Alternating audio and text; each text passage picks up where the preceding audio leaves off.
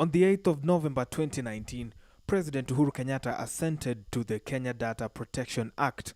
The act established the Office of the Data Protection Commissioner, which opened the door for regulations and protection of personal data. However, according to the data privacy report by Ernst & Young, stark findings stick out.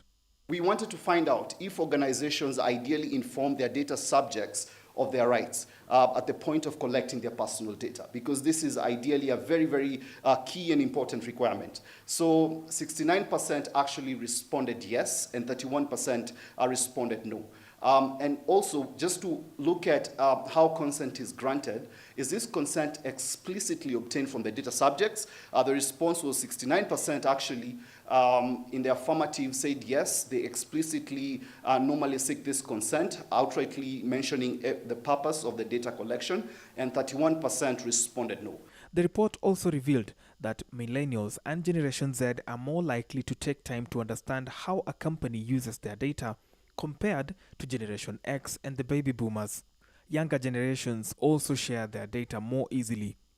Apart from telecommunications companies in Kenya, financial institutions in Kenya lead the pack of private organizations with the highest data curation and usage. Among them, 86% of financial institutions have incorporated the security of client data in accordance with the 2019 Act. Key among them, disclosure and consent to use data. You need to explain to the people you're collecting information from, whether you're clients, whether you're in a fintech, whether you're a financial, whether you're in insurance, what are we collecting this information for? What will it be used for? How will you process it? And how will it be stored? And how will it be disposed?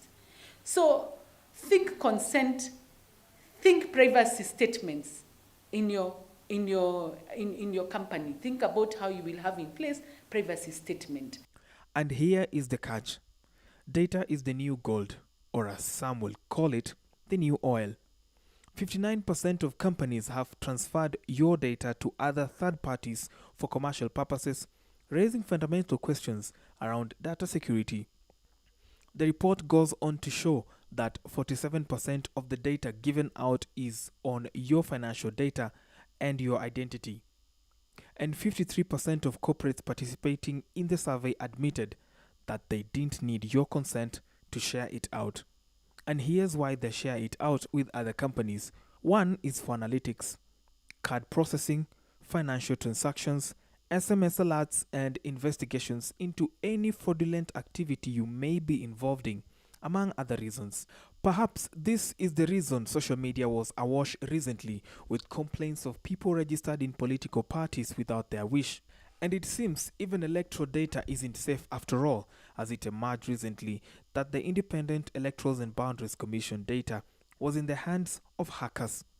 While admitting that some effort has been invested in data protection in Africa, Kasait said more ground needs to be covered, particularly locally, so as to empower the Office of the Data Protection Officer in enacting regulations and civic education on the same.